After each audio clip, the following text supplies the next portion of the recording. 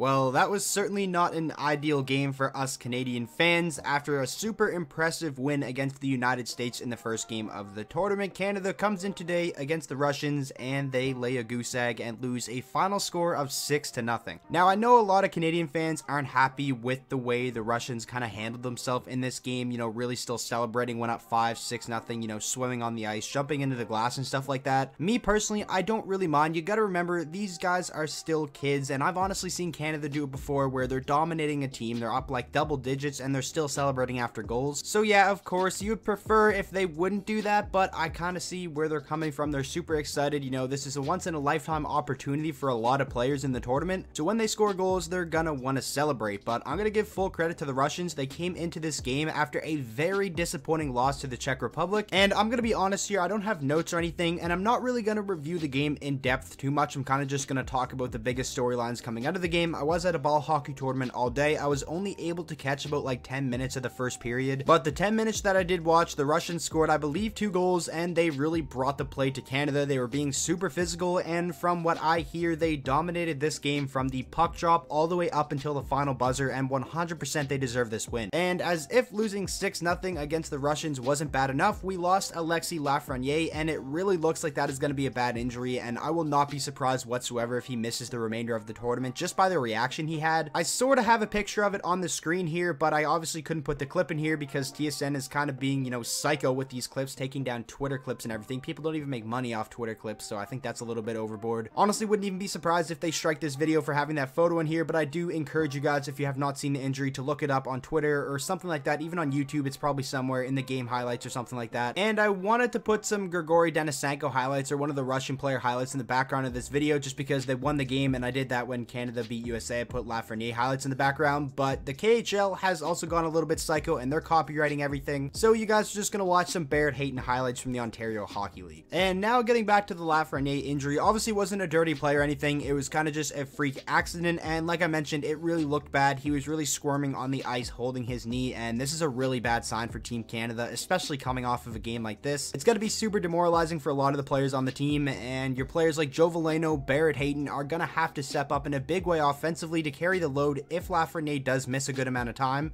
And like I mentioned, I think he will. I wouldn't be surprised if he's out for the remainder of the tournament. Hopefully it's not something serious like a torn MCL or something like that, but when plays like that happen, you really just never know. And yeah, obviously it is a super big loss for Team Canada, but I honestly just feel really bad for Alexis Lafreniere because this was supposed to be the tournament where he really shines, and he looked amazing in the first game against the Americans with 4 points and really led the charge in that third period for Canada. He wasn't a really big factor for Team Canada last year, obviously, because he was a 16-year-old, wasn't getting top minutes, and next year he's most likely going to be playing in the NHL and not in this tournament. So yeah, that's basically all I have to say on the injury. I just really feel bad for him, and hopefully he makes a quick recovery. Honestly, it could be nothing serious and he could be back in the next game. Something may have came out by the time this video is up. But now moving along, I just want to talk a little bit about the parity of this tournament. Every team in Canada's group now has a 1-1 record after Russia beat Canada today and the Germans beat the Czech Republic. And obviously heading into the tournament, everyone had Russia and Canada pegged as the favorites for that group, and the Germans looked really good today against a Czech Republic team that literally beat the Russians. And I feel like this parity and suspense really adds some excitement to this tournament.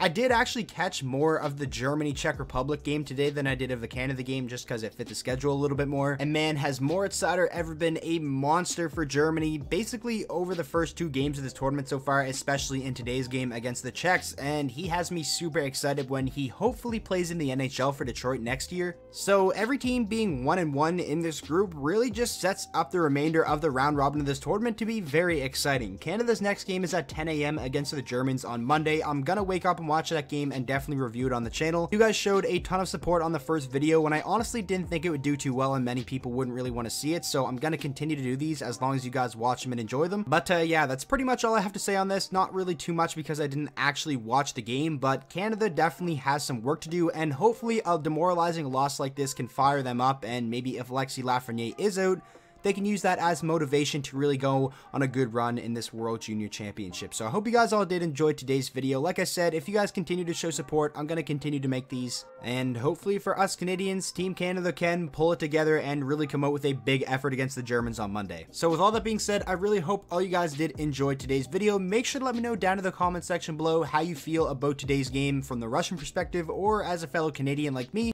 And also make sure to drop a like on this video if you guys did enjoy and subscribe to the channel for daily hockey content, and I will see you guys all in tomorrow's video.